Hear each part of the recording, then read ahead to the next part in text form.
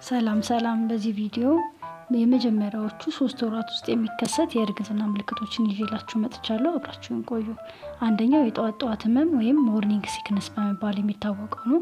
በሰውነታችን ውስጥ በእርግዝና ምክንያት በሚመጣ የሆርሞን መጨመር ምክንያት ሁል ጊዜ በእነዚህ ወራት ውስጥ ማቅለሽለሽ እንደውም ማስመለስ ይኖራል። ስለዚህ ትንሽ መመገብ ያስፈልገናል። በቀን 5 ጊዜ ወይም ከዛ በላይ መመገብ ያስፈልጋል ማለት ነው። ሌላው መፍትሄው ደግሞ የጅንጅብል ሻይ መጠጣትና ቅባት ያልበዛባቸውን ደረቅ ምግቦችን ማዘውተር ይመረጣል። ደረቅ ምግቦች ስንል እንደ ቆሎ፣ ቂጣ አይነት ነገሮችን አዘውትሮ መውሰድ ያስፈልጋል ማለት ነው። ሁለተኛው በጣም የድካም ስሜት መሰማት ኤክስትሪም ፋቲግ የምንለው ነው። ለአመታት ያክል ያልተኛሽ አይነት ስሜት ሊሰማሽ ይችላል። ግን አንቺ ብቻ አይደለሽም፣ ሁሉም ነፍሰ ጡር እናቶች የሚያጋጥም ነው። ሰውነትሽ ትንሽ እያለ የልጅሽን ሰውነት እያሳደገ በመሆኑ ጭንቀት ሳይገባሽ በደንብ እረፍት ማድረግ ይገባሻል ማለት ነው። ሶስተኛው ቴንደር እና ስዋሎን ብረስት ማለት ነው።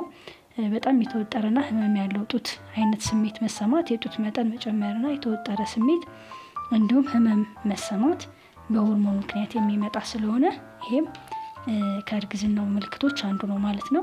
አራተኛው ደግሞ ሙድ ስዊንግ የስሜት መለዋወጥ ማለት ነው።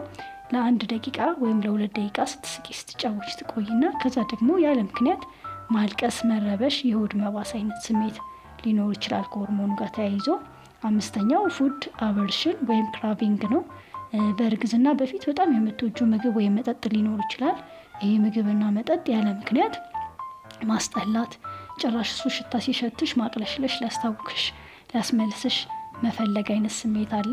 የሚያስደንቀው ሁኔታ ደግሞ ድሮ የማትፈልጊያቸውን ወይም አስበሽ የማታውቂውን ነገር ማማር አይነት ስሜት ይኖራል ማለት ነው። ስድስተኛው ማህፀን እያደገ ሲመጣ የሽንት ቧንቧን ስለሚጫን ቶሎ ሽንት ማለት አይነት ስሜት ይኖራል። እሺ ውድ ቤተሰቦቼ የትኛው የእርግዝና ምልክት ይበልጥ አስደነቃችሁ? አንቺስ የትኛውን አጋጥሞሻል? ሀሳብ አስተያየታችሁን ኮሜንት ላይ አስቀምጡልኝ።